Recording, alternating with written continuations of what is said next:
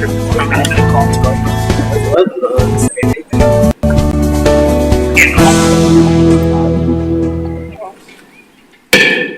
right. Good afternoon, everybody. We'll call the Plan Commission meeting to order. I'll call the roll. Mayor Sorensen is present. Alder Mitchell. Here. Ryan Sasma. Here. Jerry Jones. Here. Marilyn Montemayor. Here. Dave Hoffman. Here. John Matiska. Here. All right. Everyone's here. For those in attendance, would you please stand for the Pledge of Allegiance?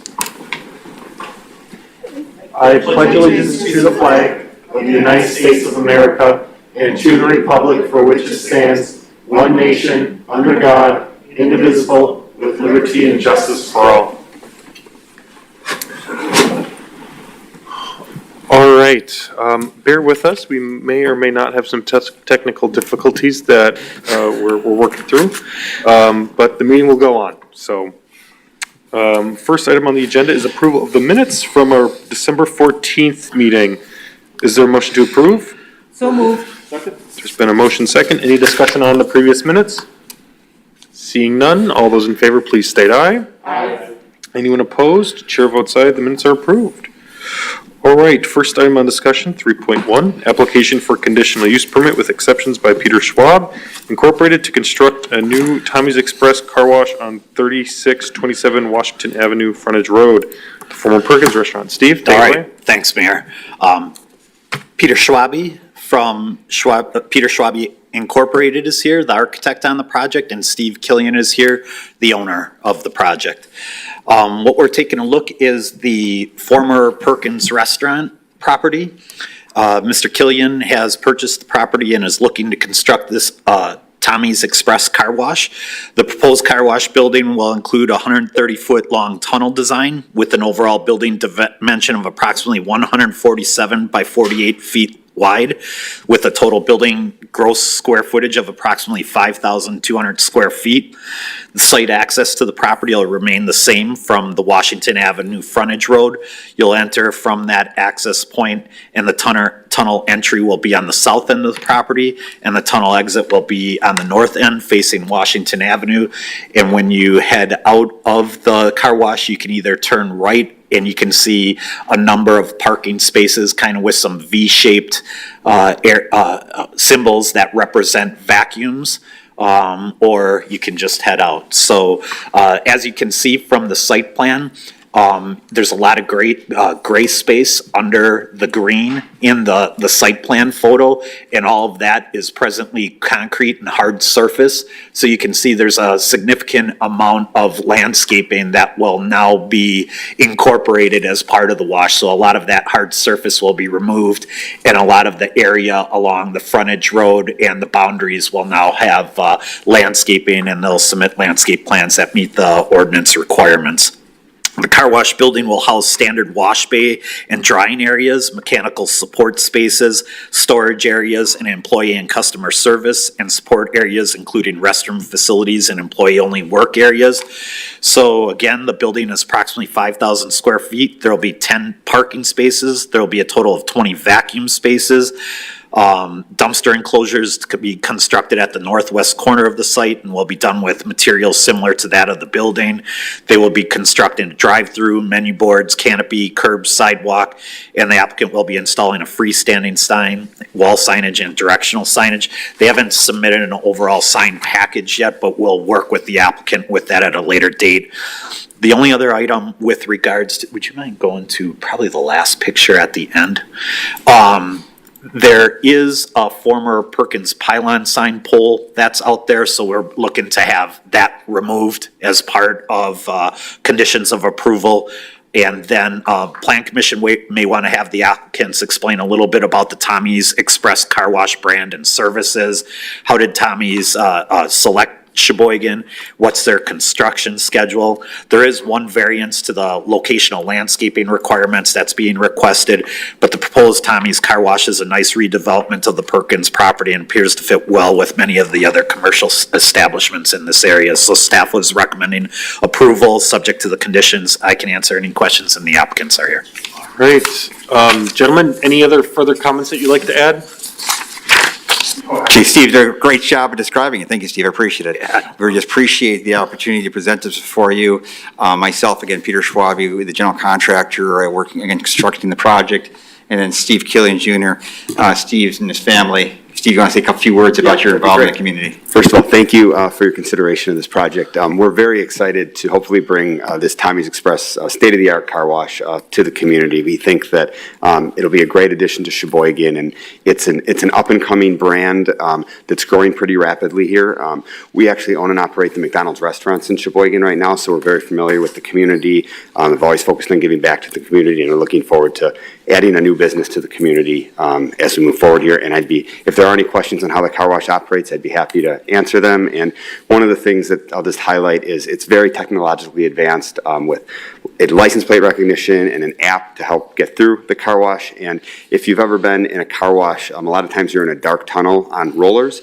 This is natural light, so you can see outside while you're in the car wash, and they're no longer rollers. It's basically a conveyor belt that you pull onto, which makes it just much easier as a customer to get on the conveyor and to go through the car wash as well. And I think you'll be very impressed with the car wash when it's all finished. So thank you. Any questions from commissioners? Motions? Move to approve subject to recommendation.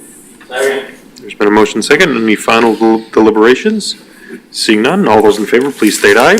Aye. Anyone opposed? Chair votes aye. That is approved. Thanks, gentlemen. Thank you very Appreciate it. much. Thank you very much. We appreciate it. Next, we have 3.2, application for conditional use permit with exceptions by Excel Engineering to construct the new Courtyard Hotel by Marriott on parcel number 592814706110. The south of the Fairfield Inn located at 4117 South Taylor Drive. Steve, take it away. All right, thank you, Mayor. We have some representatives of the architect, the engineer, and the owner here that maybe you can introduce yourselves when you have an opportunity. What we're taking a look is a new Courtyard Hotel. So this would be directly south of the Fairfield Inn. Yeah, that's a good one. Directly south of the Fairfield Inn. So you can see the site plan. To the north is the existing Fairfield, and then to the south is the new Courtyard that we're discussing for approval this evening. The site is vacant and undeveloped. It's approximately 2.7 acres, and it's south of the existing Fairfield. The hotel will be approximately 4 stories, 21,680 square foot footprint, and consist of approximately 117 guest rooms. There would be an indoor swimming pool and a fenced outdoor patio on the south rear side of the building, and the entrance canopy on the front north side of the building. So it's a little unusual from that perspective because it will be facing north, which is towards the parking lot of the Fairfield, and the west elevation will be kind of a side elevation, and the rear of the building with the swimming pool and patio is a lot of that elevation right there is quite a bit what you would see from Taylor Drive and I-43 as you're driving north.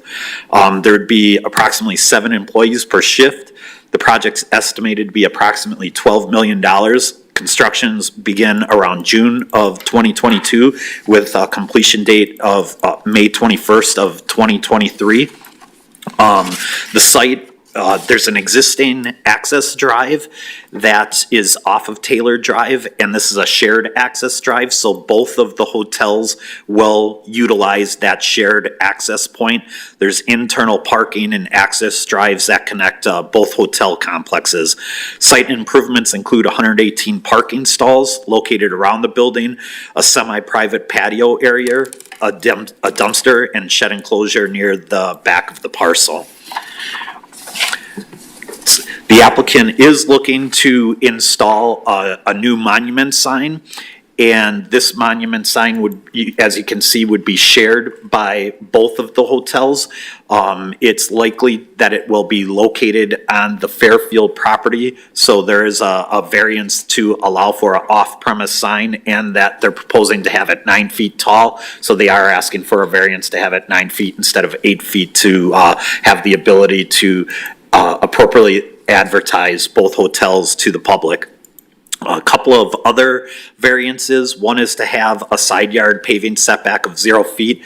As you can see there, they're sharing access and parking and things like that, so staff has no issues with that one. They'll provide the necessary paperwork and easements and agreements that provide that shared access and parking. They're also requesting to have a 9 by 18, 90-degree parking with 24-foot aisles. That's similar to what the existing development is, has on the Fairfield and works well. Applicant is proposing to exceed the 0.5-foot candles at the property line in order to provide the best lighting at that shared common property line. The lighting will extend over that. Both parties, the ownership group owns both these, and they have no issues with that, but it's just to provide that lighting to provide safety for all the employees and clients. And then lastly, there's a locational landscape variance. Plan Commission may want to have the applicant address the following. Just touch base a little bit about the access and stormwater agreements. I believe everything is done, but just to verify. And will the hotel have a bar or a restaurant or kitchen? Maybe the applicants could speak to that a little bit. And construction of the courtyard is obviously another attractive development in this area. Architecture Review Board approved the building last night, and this was to be a 2-phase development. The other hotel was built 3 years ago now, and so is doing well. And so lucky enough, we're here to take a look at the second phase and to have the ability to approve the courtyard, and staff is recommending approval. So I can answer any questions, and the applicants are here as well. Gentlemen, any additional comments or feedback that you'd like to add? Great job.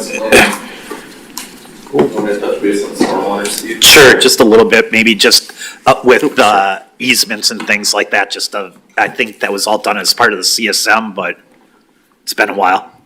Yeah, right. So in the northeast corner of the property, you see the existing stormwater pond that was constructed as part of the Fairfield development. When we originally laid out the entire site, we knew for phase 2 we would have to provide underground stormwater to fit everything on the property. So we're going to be providing underground chambers basically adjacent to that existing stormwater pond within the parking lot itself, which this courtyard development will ultimately drain to, and then into the existing pond, and then be released off-site as it currently is. I'm assuming maintenance agreement will be amended to include that additional infrastructure that'll be constructed as part of this project. Cool. Thanks. Questions from commissioners? Dave? Yeah, I'm just curious, are the price points on the two of them comparable, or is this one gonna be a little more expensive for room rental? Yeah, I would say it's higher, yeah. Yeah.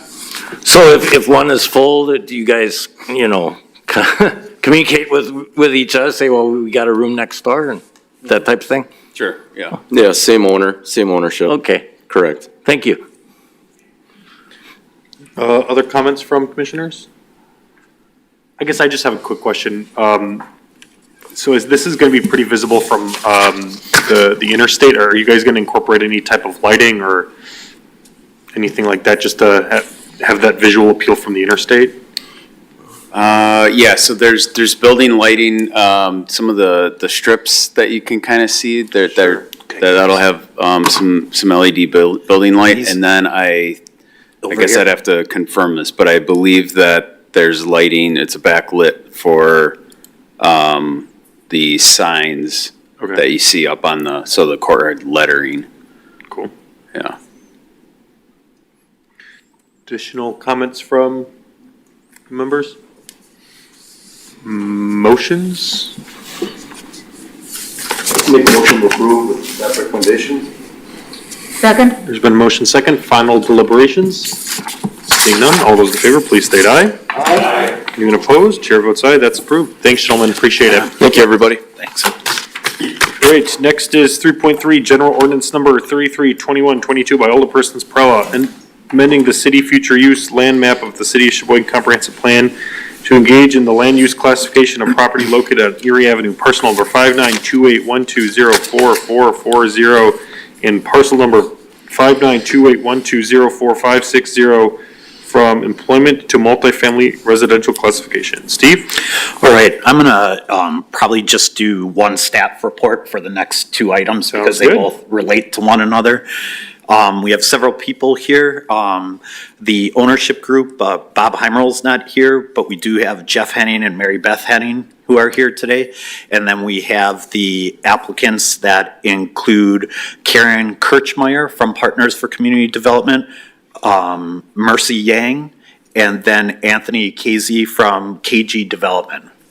So what we're taking a look is that the owners and developer are proposing to amend the comprehensive plan map and the zoning map as follows to, you can see the property that we're talking about first. It might be easiest to identify. This is the northeast corner of North 13th and Erie Avenue. So you have Burger King directly to the west.